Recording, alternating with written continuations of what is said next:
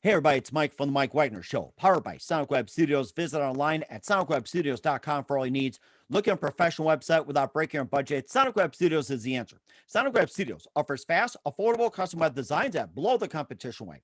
Call today, 1-800-303-3960. That's 1-800-303-3960. Or email to support at sonicwebstudios.com. Mention the Mike Wagner Show, get 20% off your first project. Sonic Web Studios, take your image to the next level. Also, time to give a shout out to our official sponsor of the Mike Wagner Show, international award-winning author Mia Mohsen Zia.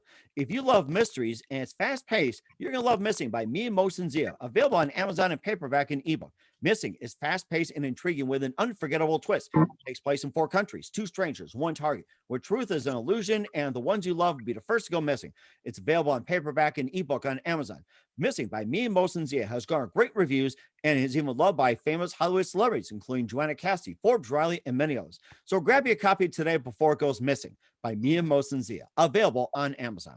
Also, the Mike Wagner Show can be heard on the MikeWagnerShow.com. You can check our Facebook page at facebook.com/the Mike Wagner Show. You can download and listen on Facebook, SoundCloud, Spreaker, Spotify, and iHeartRadio. Also on Anchor FM, iTunes, Google Play, Amazon, Audible, and Apple. Coming soon to Podbean, Buzzsprout, Pandora, and TuneIn. Heard worldwide on Geo 7, Radio Public, Himalaya, and more. Take the Mike Wagner Show with you on any mobile device. Subscribe to the Mike Wagner Show on the YouTube channel. Also follow the Mike Wagner Show on Instagram and Twitter today, and check out the Mike Wagner Show t-shirts and other merchandise at amazon.com/the Mike Wagner Show. Also, you can also check out Mia Mohsen Zia's merchandise at amazon.com/Mia Mohsen Zia. We're here with a wonderful author who was raised in Fairbanks, Alaska, and Stockton, California, and grew up in a rough neighborhood. And he's got some great stories. And we talked earlier about Fairbanks and some fishing. And he launched his own publishing company, which is called Gatsby and Knoll, and also studied archaeology at San Joaquin Delta College in Stockton. And he just has some amazing books. He also has World War III, Nationburg, and Gatsby, and also The War Between Angels and Gods. So that's Force in Heaven's War. Live, ladies and gentlemen, from the Plus Studios in beautiful California. Ladies and gentlemen, the very multi-talented author, Jonathan Gatsby. Jonathan, good morning, good afternoon, good evening. Thanks for joining us today. Good morning, and thank you for having me. Well, it's great to have you on board as well, too. So you're born in Fairbanks, Alaska, and you later moved to Stockton, California, and you grew up in a rough neighborhood, and you're going to say something? Yeah, I was born in Stockton. Oh, Stockton. Okay. Yeah. Yeah. According to release, it said Fairbanks, but I'm glad you clarified it. Okay. Yeah, I didn't catch that. Oh, that's Yeah. okay. Well, anyway, you were born in Stockton and you're raised in Fairbanks, and you got some fish stories to tell too. And you grew up in a rough neighborhood, and you also launched your own publishing company, and you also got a few books out called The Beast and the Four Demigods, World War III, Nationburg, Gatsby and the Execution Camp, also The War Between Angels and Gods, Forced into Heaven's War, and you study archaeology in Stockton. And before we get into all that, tell us how I first got started. Okay, with the writing? Basically just how you got started in general, like first in Stockton and your upbringing in Fairbanks. Okay. Well, of course, I was born in Stockton. My dad was military. So I actually lived my first 2 years in Colorado, Colorado Springs.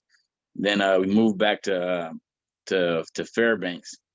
And the funny thing about my birth too, I almost didn't make it. When they were driving out of Colorado, they got caught in a blizzard. Yeah, they got caught in a blizzard, but they made it through. So lived in Stockton for a while. Like I said, grew up in a lot of rough neighborhoods. Anywhere you go, there's no such thing as like a perfectly good neighborhood. If you're in the upper class neighborhoods, you're kind of, this is from my experience. If you're in the upper class neighborhoods, your neighbors are the big time drug dealers, gangsters and stuff like that. Interesting. But if you're in the lower class, there's more activity. Everybody, you got the little guys that are out hustling and out, shooting and doing all the stuff in the streets and stuff like that. Mm-hmm. And like even right now, I'm back in Stockton right now from Alaska. The reason I was a professional boxer for a while, and I was training students. And I have a student that's ready to go pro, and he's been asking me to come back for a while. So I came back, and I'm like this whole time I'm trying to keep him out of trouble, just keep him focused on boxing. So much stuff going around. I'm like, we got neighbors shooting at each other and stuff like that, and I'm having to keep him from getting involved in that stuff. It's just Stockton. that's just the way it is out here.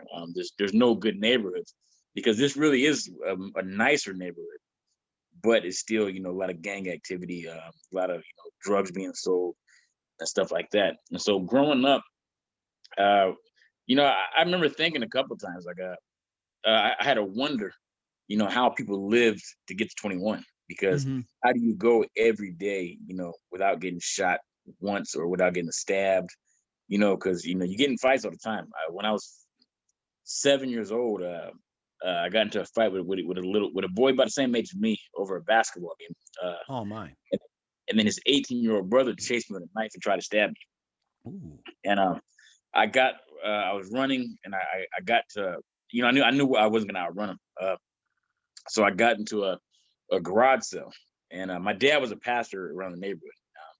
And I guess the guy knew my dad that I ran to the garage sale. So because I went under the table. He tried to get me. I went back under the table. He came around, and then what happened is the guy that had the garage sale pulled out a gun and he pulled it on the guy. And he told him, and that's when I found out my dad. He was like, he said, "This is Pastor Dunham's son." He said, "I'm gonna tell you right now, you got 5 seconds to leave, or I'm gonna shoot you." And so the guy dropped his knife and then walked off slowly and got out of there. And then I went back to the church, stuff like that. And that was when I was 7 years old. Mm-hmm. Second grade, had a knife put on me by a sixth grader at school. What else? So it was those two incidents there. It's constant fights, schools getting shut down, schools going on lockdown because you had people robbing the bank right across the street.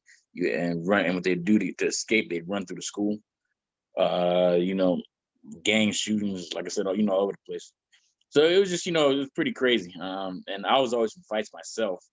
The way things are, there's two different levels. And I didn't learn until I got to Alaska that you don't have to fight, to prove yourself. Mm-hmm.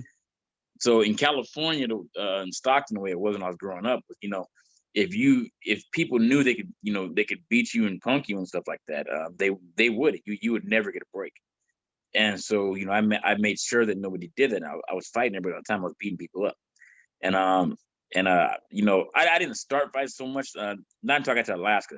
I starting it a little bit, but most of the time it was just me keeping people off me.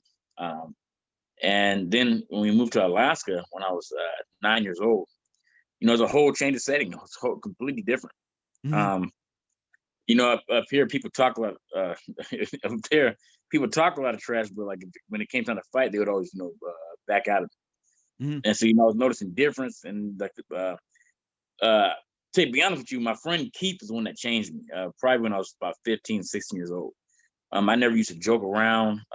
If somebody was bigger than me, I'd want to fight them naturally to prove to them that they couldn't beat me and stuff like that. And because that's the way I grew up, And then so Keith started, me and him became best friends, and we were both musicians. And he would start joking around me a lot. At first, I would get, upset a little bit, but he kept on doing it because he didn't care.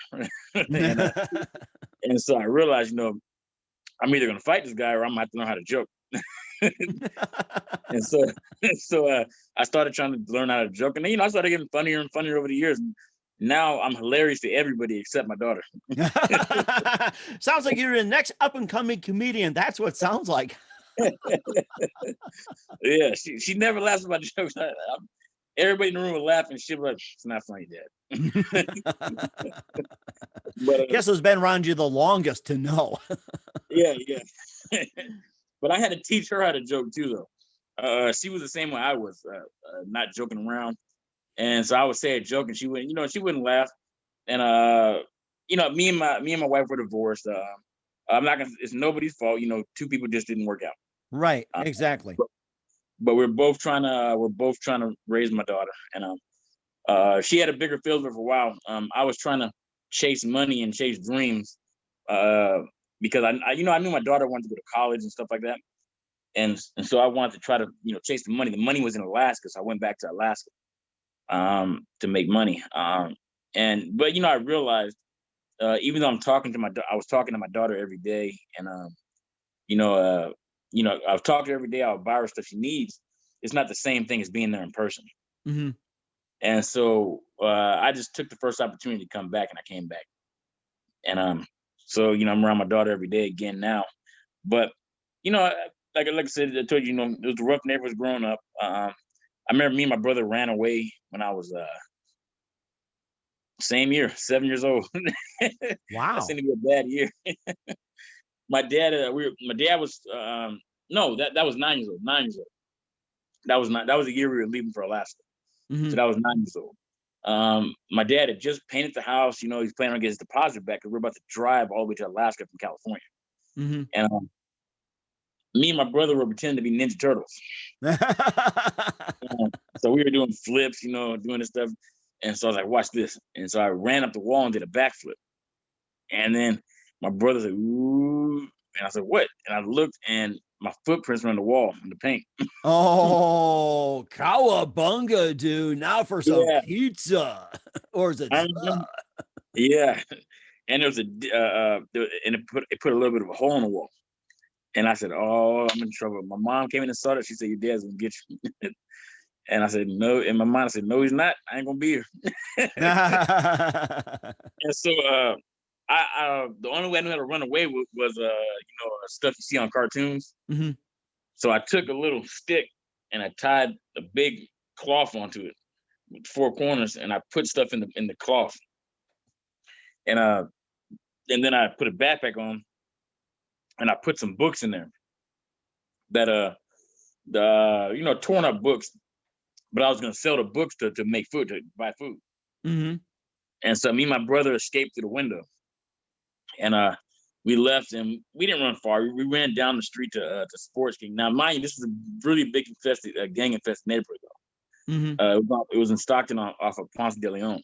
A lot of shootings happened over there, and so we ran away down the street to Sports King, and we're over there. And so immediately I started trying to sell books to people. I was selling them for $2.50 a piece, and these books had tears in them and everything. Oh my So gosh. that's probably really where my career as an author began, because I was already a bookseller. Really? And, yeah, and I sold every single one of them. Oh wow. So that's how you It was, started becoming an author, by selling books like that? yeah, 7 years old was a runaway. Oh my gosh. And I was going to ask you, how'd you get started being an author? I guess you just answered my question. Yeah, and I sold every single one of them. And for dinner, we had fruit by the foot. I bought a box of fruit by the foot. We had 2 bags of Doritos, and we had two sodas.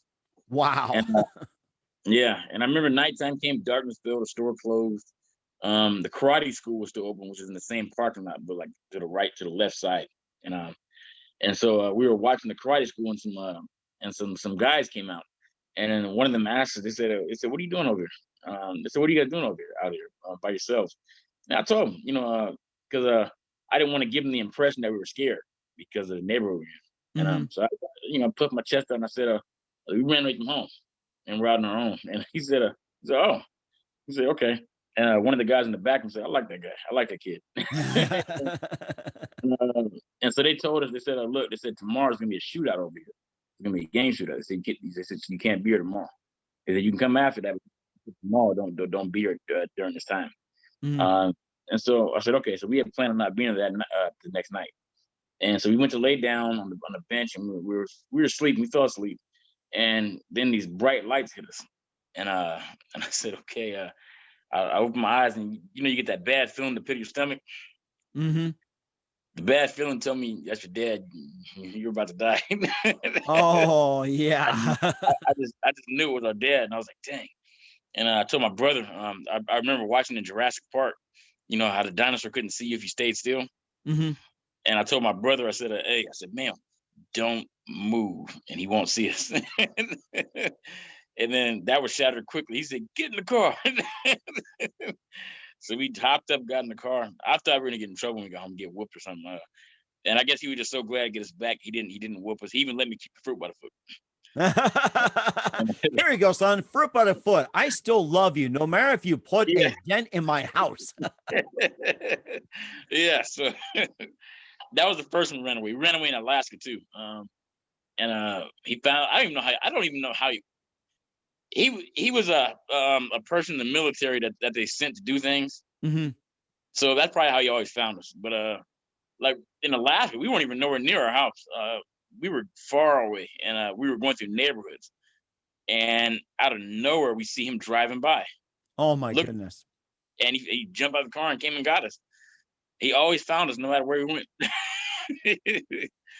Oh so my gosh. He probably got trained to do so as well too. And what was life like in Fairbanks for you? It's like you got out of the rough neighborhoods of Stockton, California, Fairbanks, Alaska, and you mentioned too that people talk trash, but then when you start saying let's go at it, they actually back off, unlike people in Stockton and say bring it on. What else was Mhm. life like in Fairbanks, Alaska? Like say with the schools and the people there, and just life in general for you. Yeah, the schools are different up here.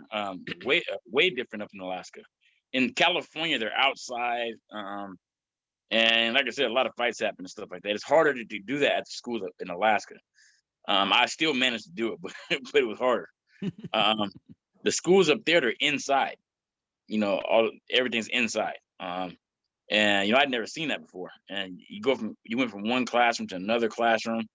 And the kids, you got some kids that like to fight. You know, uh, Remember we had Tommy. He liked to fight. Some of the coffee kids, they like to fight. Um, who else? There were some kids that would fight, but for the most part, most of the kids didn't. Um, Now there is a lot of racism up there though. Mostly towards natives, and I find that just weird. Mhm. You're going to Alaska, mostly people to Alaska natives, but they hate natives for some reason. Hmm. And like it's just weird to me. But they had a lot of stuff like that. There's Reform KKK up there, all that stuff right now. They're actually meeting with the assembly right now, from what I heard, trying to organize a protest. Mhm. So it's, you know, and the just so everybody knows where I stand on that. Um, every group has racism in a group. I've noticed, and I think as long as we keep bringing up race, it's never gonna go away. Right. You can't say, and I'm very strongly against this. You can't say, we want black owned businesses, we want black owned this, because anybody can own anything right now. Mhm. You might have a certain racist person that tries to stop you, but not a whole group, not the whole country. Anyone can start any business they want right now, and you know, uh, to specifically say, like they did on that thing when they said, "Oh, only shop at black businesses." That's racism to me. Mhm. You can't do that. Just like on the European side, European Americans, you got the Ku Klux Klans doing their marches, and all that stuff, and that stuff, that's racism.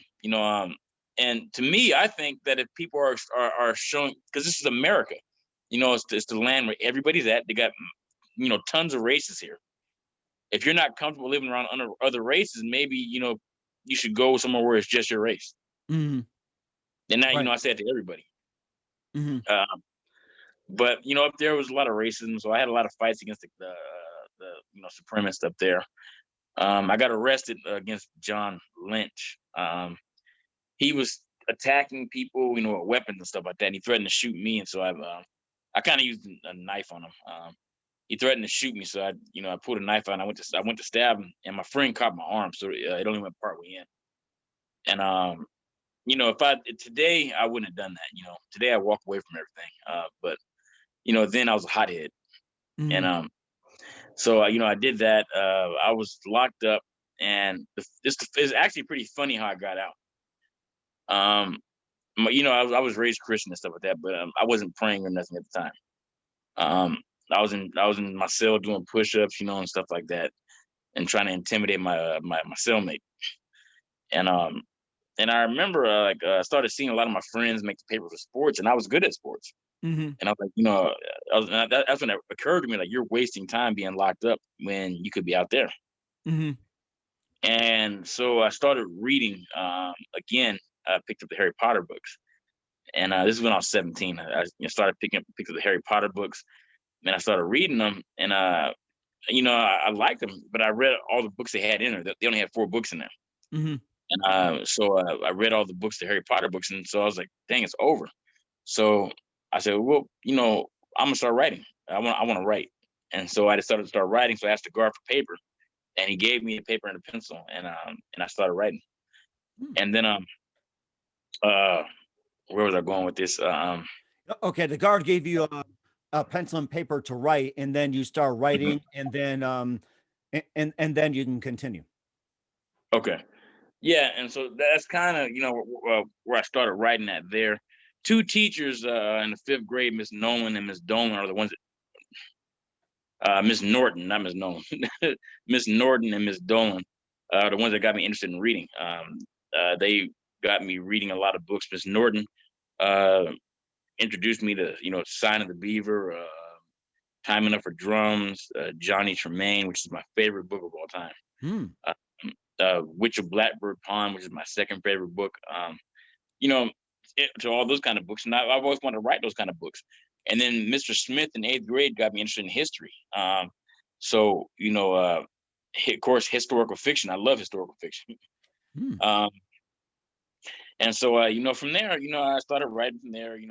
And I got out. The way I got out was, I remember it was the night before I had court. I had already admitted everything. I told the judge I did it, and I admitted everything already. And they kept taking me back to court. And, instead of giving me a sentence, they just kept taking me back to court. Huh. And so the night before, and I decided I wanted to get out. I decided, I'm done with this place. I want to get out. I want to play sports. I want to have a good time. And so finally, I got down and I prayed and I asked God to get me out. And the next day, I don't even know what came over me because I'd never done that before. The judge started talking, and I stood up and I interrupted him. Oh. And the judge said, "What are you doing?" And I said, "I got something I want to say." And the judge said, "No." The judge said, "No, sit down." I said, "No." I said, "I'm gonna say what I got to say." And the judge said, "Excuse me." I said, "Look, Your Honor." I said, "I already admitted everything. I said I did it. I said, right now you're wasting my time and wasting your time. I said, either give me my sentence or shut up and let me go." And yeah, Anybody listening out there, you can use that. yeah. The judge looked at me like I had lost my mind. He said, "You look like that," and I didn't know my dad was on the phone. Oh my. My dad had called in, and he was the only person I was scared of. I wasn't scared of nobody else. I was fighting the correction officers, and you can ask Mr. Green. Mr. Green's the only officer I liked. Him and Mr. Harris were the officers that I liked inside of the correctional facility. Mm-hmm. But I was on zero status every week because I was always fighting the correction officers. Oh Uh, my. I wasn't scared of anybody, but I was scared of my dad. Mm-hmm. And so my dad, I hear my dad's voice on the intercom. He goes, "Your Honor, can I say something?" And this is exactly what the judge said. The judge said, "Yeah, you might want it because I'm about to lock him up under the jail and throw away the key." And my dad said, "Okay." He said, "Johnny, can you hear me?" And I said, "Yeah."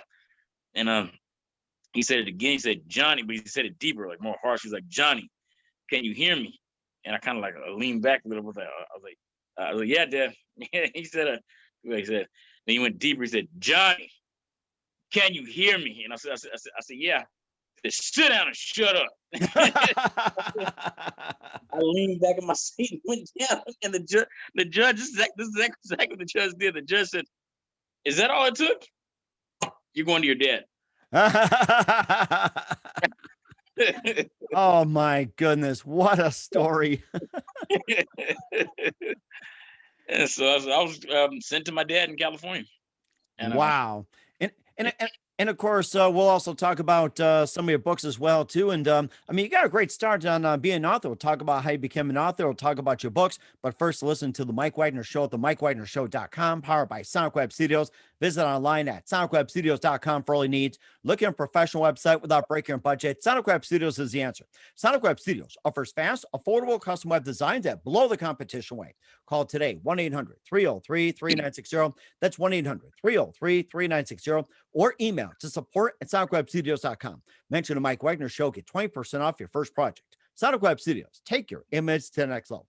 Also, time to give a shout out to our official sponsor of the Mike Wagner Show, international award-winning author Mia Mosensia.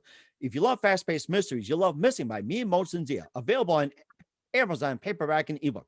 Missing is fast-paced and intriguing with an unforgettable twist. Takes place in 4 countries, 2 strangers, and 1 target, where truth is an illusion and the ones you love be the first to go missing. It's available on paperback and ebook on Amazon.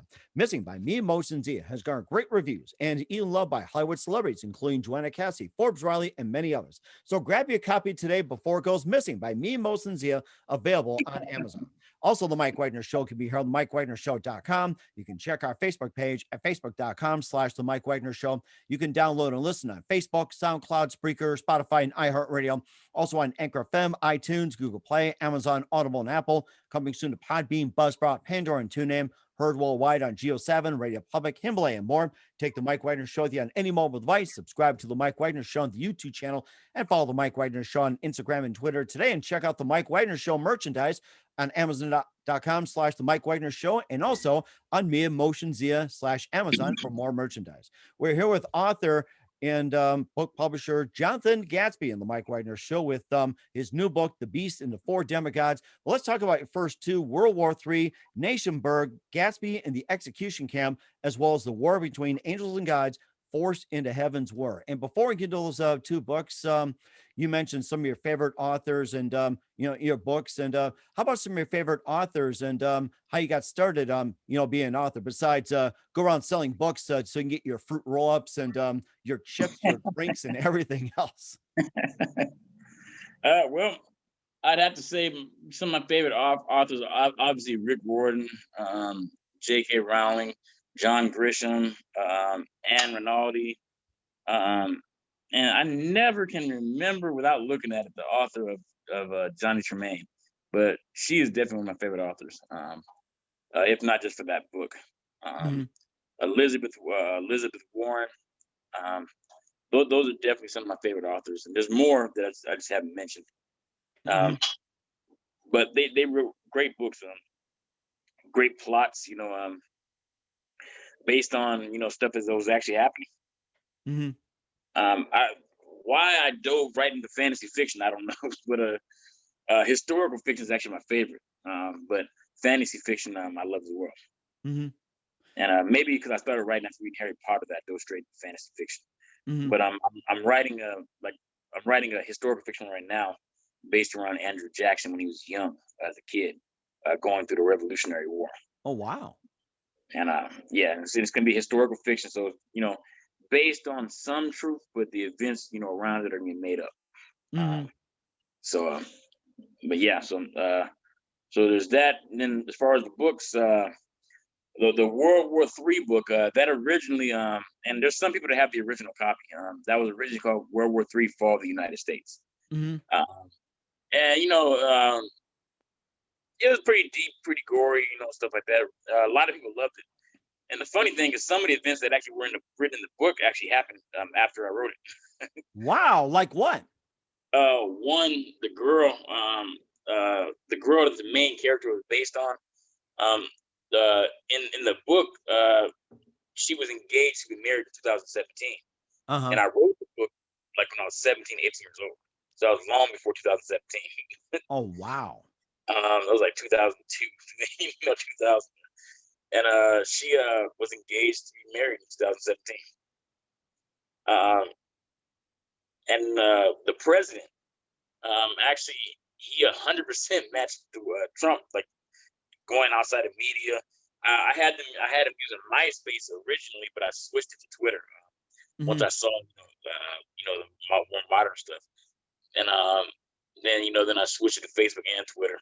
I think I put it back to Twitter in this last one. So I published it in 2016 through Revival Waves.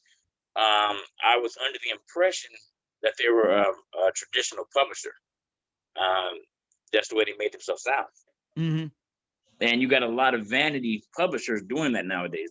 They're coming off, putting themselves off as a traditional publisher, and they're not. Now, the difference between a vanity publisher and a traditional publisher is a vanity publisher will offer you traditional publishing too, but it stops after a certain point. So what they'll do, they'll pay for a cheap cover artist to make a cheap cover, like a $50 cover. This artist is not drawing it or nothing. What they'll do to take 2 pictures off of a free photo site, and they'll put them together, stuff like that. and then Hmm. add words, and stuff like that. $50, it's not much. Poor cover, very poor cover in most cases. Then they got other people that they know they're friends with or whatever, and they'll pay them $100 or something like that to edit the book. It always winds up being a very poor editing job. It's not professional. You know, Hmm. uh, they might catch a few commas, punctuations here and there, but when you get the book back, it looks like it hasn't been edited in most cases, as was in the case I had. And so the biggest thing you'll notice though with a vanity publisher is that after the book is published, it only costs $49 to publish it. They trick people and make it sound like they're like, oh, you'll be published in 266 countries, this and that, like they're big time. If you publish through Ingham Spark, it's automatically going to be published in 266 countries. Hmm.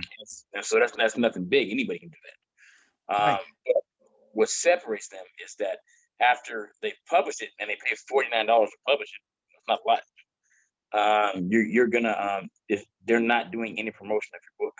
Mm.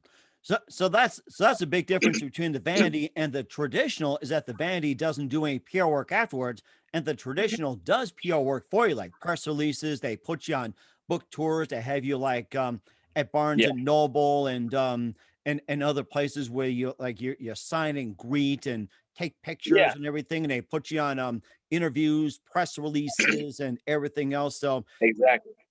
okay. So it's just to make the difference clear that traditional publishing, has always stuck to its roots instead of vanity. But then you also Yeah. took the self-publishing route, and just tell us why you took the self-publishing route and what separates self-publishing from traditional publishing.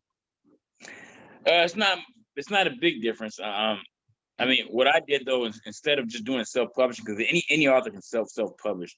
Um, what I did, I actually started a whole publishing company. And I don't want to label myself self-publishing. I don't want to label it vanity either. Hmm. But I'm also not going to label myself traditional because I'm not taking anybody on yet. Right.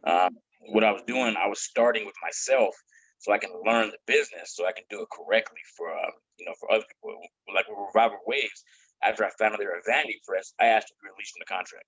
Hmm. Uh, and because I was able to make a better cover for myself, and I'm not a cover artist, so how do I make a better cover than you do for the book? And so, I wanted to find out, what everything that I needed for other authors when I start taking them on. The biggest thing is money, which I don't have that right now. If I'd have kept my job, I would have had it. But a student down here needed me. He wanted to go pro in boxing. I'm living, I'm trying to live my dream. Hmm. So why would I stop? Why would I stop from living his dream? Um, and so he tried to other gyms. My students tend to beat other gyms pretty easy. I came up with different stuff in boxing by watching my training in many different styles of martial arts and other stuff. So I have moves that can disable your opponents and stuff like that. And so a lot of people that I've trained, like I had a gym in Washington, gym in Alaska, gym in California. If I leave to go one of other places, they'll go try out other gyms, and then they'll always wind up calling me back, asking me to come back and train them because they're going over there and beating those guys easy, and Hmm. they don't feel like they're learning anything. And so he asked me to come down here and train. He's been asking for months, and I had a good job in Alaska that was paying me a lot of money. And I could have paid for stuff easy, but I let the job go for one to come back and train him, and two, I saw it as an opportunity to get back to my daughter. Mm. So I took it. But the biggest thing that I noticed is that the reason I'm not taking nobody on yet, I can pay for their publishing. That's easy. I have a cover artist, and I have two actually cover artists that are very good. They're probably two of the best that I've ever seen. They draw it, and it looks very good. I have a video person, animated person that animates it into a video. Hmm. Uh, I have probably the best editor that I've ever seen. I've dealt with a lot of editors. Never with an editor like her. The only thing is she gets sick. She gets sick a little bit, so sometimes they disappear. But her work is, worth it. It's worth, falling behind a little bit. Hmm. And, Um, and it sounds like you put a lot of time into your first book, World War III, Nationburg, Gatsby, and the Execution Camp, and also your second book. You managed to go further, like the war between angels and gods, Force in the Heavens War. And tell us all about the second book. okay, the second book, But that book, it started off, I always thought it'd be awesome for Hercules to fight Zeus. And so it started off like that. That was the original thing. And I actually wrote the book around that. And the person that wrote the TV show Golden Girls, they came up to Delta College, and she was doing a competition. So I kind of wrote a thing around it, and I showed it to her, and a synopsis of it, and I showed it to her. And the competition, I didn't win the competition. And then, so I just kind of finished the story anyway. I finished writing it. It was 20 pages. The first time writing a book, so so it was 20 pages. And then I took it to a professor there, an English professor, and I asked for their opinion. They read it, and then when I came back, this professor is a good person, but very honest. And it was like, one of those one of those English mean people. I was like, yeah, cross your T's, dot your I's, and make sure your commas are in the right place, the apostrophe is in the right place, and make sure your quotation marks are in the right place, and watch your punctuation, spelling. I know those type. Yeah, they weren't even that nice. Oh my goodness. When I came back all excited, asking them, what'd you think about it? Looked at me and said, this is crap. I said, huh?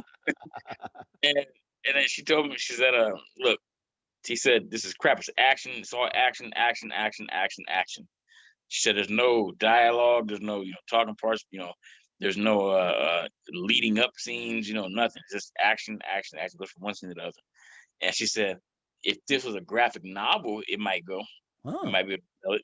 She said, so you have two choices. She said, you can either throw it away and start over, or you can take the lazy way out and turn to a graphic novel. Huh. Interesting. Yeah. So I thought about it, and I was like, no, I want to be a book writer. And I said, I want to be the best. So, but she also gave me a book too, a graphic novel book. It was what book was it? What's that? What is that book called? Romeo and Juliet. Yes, Romeo and Juliet. That's it. That's a classic one. Yeah, and I never liked the book. Mm-hmm. Because they make you read that in English class. So anything you read in school, I didn't like. And I like them now. I like like that book now. I like How to Kill a Mockingbird, Gatsby. I love those books now, but at the time in school, I didn't like them because they made you read in school. But she gave me that graphic novel, and even during the time me not liking those books, I liked that graphic novel. That graphic novel was wonderful. But I decided I still wanted to be an author of a book, and so I tossed what I had and restarted from scratch. And basically, what the book was, again, I figured I was gonna make it Hercules versus Zeus, but then I started going to missionary school, to Christian college. I went to Conroe, and then I used to stop in at Golden Gate all the time in San Francisco, by Marin County. And when I was doing that, as I was studying more and more, I started noticing things in the Bible I never noticed before. One Revelations chapter 9 verse 11 says, "And the angel of the bottomless pit, his name's Abaddon." It said he's a king of locusts, but they said, but he's known in Greece as Apollyon. And I said, let me check on that. So I went into Greek mythology, and I was checking all the names that Apollo went by. And Apollyon's one of the names he went by. I said, well, let me check the definition, see if it even matches, because maybe it's still different. And then same definition at the end.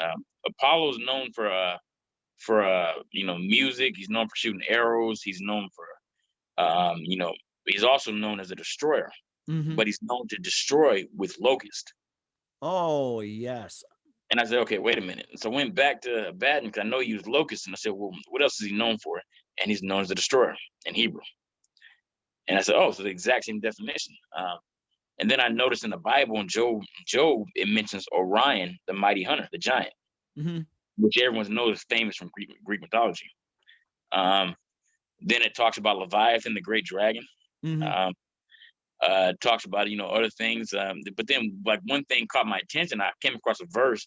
It said, "Ye worship the angels and know it not."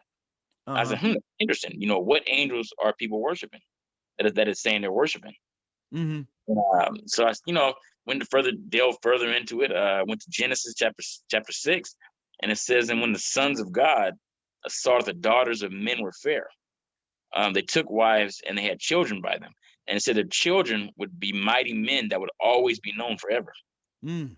And I said, this kind of sounds like Hercules, Achilles, names that are known from a long time ago. Uh-huh. And I said, this all could tie in. I said, but let me see if there's any characters from the Bible and other religions. Mm. So I looked up Satan and I couldn't find anything. Mm. But then I said, wait a minute. His name in the Old Testament was Lucifer, not Satan. Mm. Yeah, And yeah. so Lucifer was the prettiest, the most handsome, the most talented, and then he got really prideful, and that's how he became Satan too. And how about the Quran? It's like, what characters did you find in the Quran? You said in the Quran. Well, the Quran and the Bible are still are almost the same, except for the Quran has a couple extra chapters in the Old Testament, but the Quran is pretty much the Old Testament of the Bible. Mm-hmm. Moses' teachings, and all that stuff. They have the book of Maccabees too, and a few other books. So it's, same characters in there. But Christianities, they have the New Testament after Jesus came. Mm-hmm. So that's really the difference in the religions is Jesus. Mm-hmm. And then too, you talk about with all the various books and everything else, and how'd you get interested in Greek mythology? I've always been interested in that. Hercules, Zeus, Achilles. I always loved that stuff. Anything with power, I liked. And so, I started reading up on it, Greek mythology, and maybe to tell you the truth, even though I always thought it was interesting, I never really delved into it. But Rick Riordan kind of brought it out, and with the Percy Jackson series. I don't like all of his books, but I like the Percy Jackson series, Mm-hmm. Heroes of Olympus and stuff. And it was very interesting to me. So I started studying up on it, and like I said, I found a lot of stuff. Lucifer in Greek mythology, his name is Orpheus. Also, his definition in Hebrew is the morning star. His definition in Greek mythology is the morning star. Mm-hmm. In Greek mythology, he's the son of two titans, Astrios and Eos. And so it's very interesting stuff. And so I said, if you're using what I've found so far, because none of the Greek gods that people know ever said they were the beginning creator. Zeus had a father. Odin had a father. All of them had fathers. Going back, even Ra. Ra talks about having a father. Egyptian. And so, so what I did, I said, okay, perfect. So what I did, I tied all of the deities on earth as the fallen angels that fought against God in heaven. Mm-hmm. So Zeus, of course, wouldn't have been involved in that. Neither would Thor, because they're descendants of those titans. Mm-hmm. But like Odin, Ra, Oceanus, Uranus, all those would have been the originals that fought against God in the beginning. So they got cast down to earth. Upon getting cast down to earth, they're not getting along, and so they split into different sects, and they're posing as gods over wherever they're at. And then so over time stuff happens. The Greek sect winds up getting arrested by Michael and them and taken down and put in prison, awaiting their sentence, which is gonna be the lake of fire for their war in heaven. And so in Odin's group, they stopped coming to Earth because of Ragnarok. They got destroyed, but when the angel gets destroyed, they don't die; they reform. So they're reforming over this whole time, over the centuries. And then Ra and them just kind of just disappeared and kept to themselves. And so what's happening is it's getting down to the end. They're getting ready to face the lake of fire. So Lucifer bargains a deal with God, and he says, if we know we can't beat you in a war, but if we can win 1 out of 7 tournaments without you foreseeing the event, seeing what's going to happen ahead of time, if we can win 1 out of 7 tournaments, we can escape the lake of fire and regain dominion over the earth. And so the creator agrees. And so that's what these books are based around. They're based around the 7 tournaments that are happening. So and is this leading up to the Beast and the 4 Demigods, as you were talking about with the 1 of 7 tournaments? That's the first tournament. That is okay, amazing. I was just thinking about Ra disappearing Ra must have been a cheerleader. Go rah rah rah, like that. So, Yeah, no, Ra's an Egyptian god. He's the head Egyptian god. yeah, he's like rah rah, like that. So, Yeah. all right, we'll talk about the beast and the four demigods, the wars between angels and gods, book 1 with author Jonathan Gatsby in just a minute. You listen to the Mike Widener Show at the MikeWidenerShow.com, powered by Sonic Web Studios. Also brought to you by our official sponsor of the Mike Widener Show, international award-winning author Mia Mosinzia of the book Missing, available on paperback and ebook on Amazon. We'll be back with author Jonathan Gatsby in 1 minute after this timeout. We're back with Jonathan Gatsby, author and book publisher here on the Mike Widener Show. His books, The World War III, Nationburg, Gatsby and Execution Camp. Also talked about the wars between the angels and gods, Force and the Heavens War. And what we're talking about with the tournament, we talked about having all the gods coming together. This leads to the beast and the four demigods, the war between angels and gods, book 1. And let's tell us more about the book as well in detail. Okay. The first book, what happens is so as I just detailed, the tournaments are starting. So there's 4 demigods. There's actually way more than that on the earth, but all of them have their powers constricted, and none of them know that they're demigods.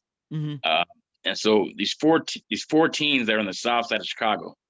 One lives in the suburb, 2 lives in the suburb, 1 is homeless, and one lives in the ghetto. And they all 4 go to the same school. They know each other. John and Marcus are friends.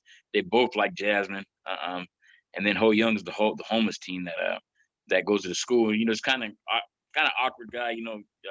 Things he does is funny, but it's weird at the same time. Mm-hmm. And so what happens is these 4 they find out they're demigods. And so through the tournaments, they're having to learn how to use their powers because they never knew they were demigods. Uh-huh. They have to learn how to use their powers to defeat the 4 beasts that were picked by Zeus and Odin hadn't reformed yet, not until the second book. In the second book, he reforms. So at this time, it's just Zeus and Lucifer, and well, not just Zeus, but the Greek gods and Lucifer. And so the 4 beasts they picked were Chiron, the Centaur, which is Cronus's son. It was Fenrir, the great werewolf, but they couldn't revive him because he had died. So they had to bring his soul and put it in another body. So he's put to 15-foot giant. Leviathan, which they had to wait for because he was still in prison for Ragnarok. He was involved in that. And also Arachne.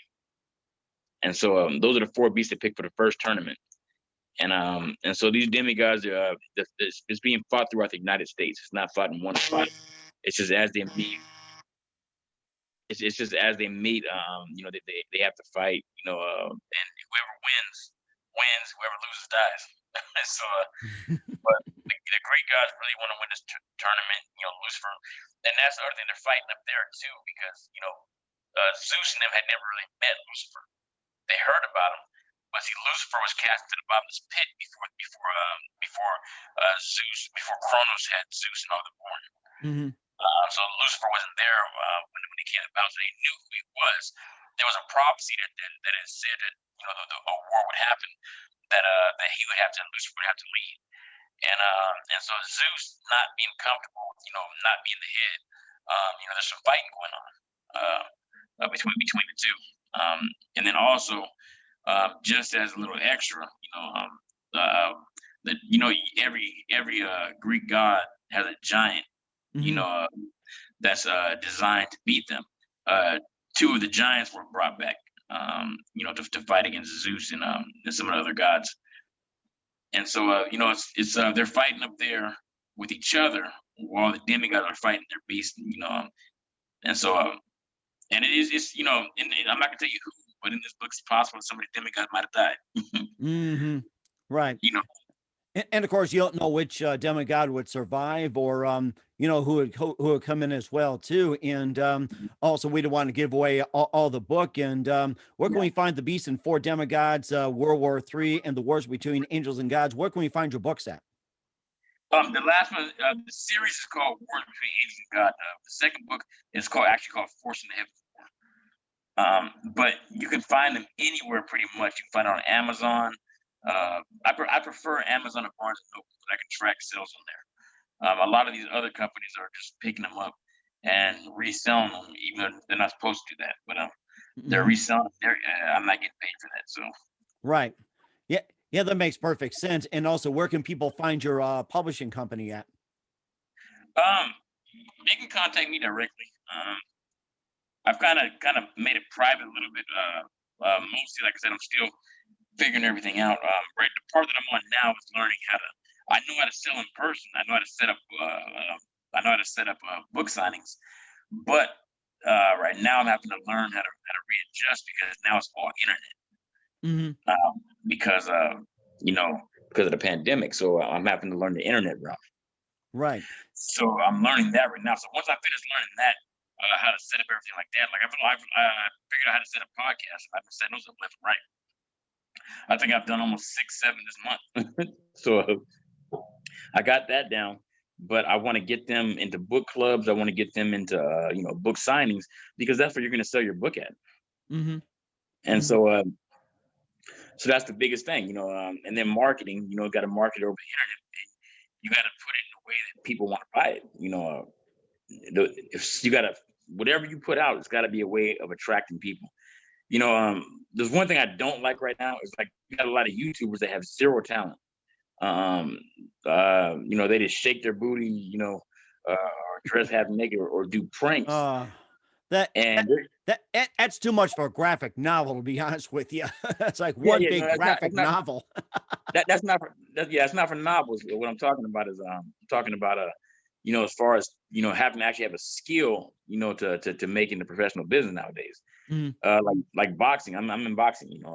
That's changing. You got YouTubers that are able, to generate, $50 million fights, and they can't even fight. Hmm. Like that Jake Paul guy. I want to put this out there. That Jake Paul guy sucks. I got a student that's been boxing for 2 weeks that can beat him. No talent.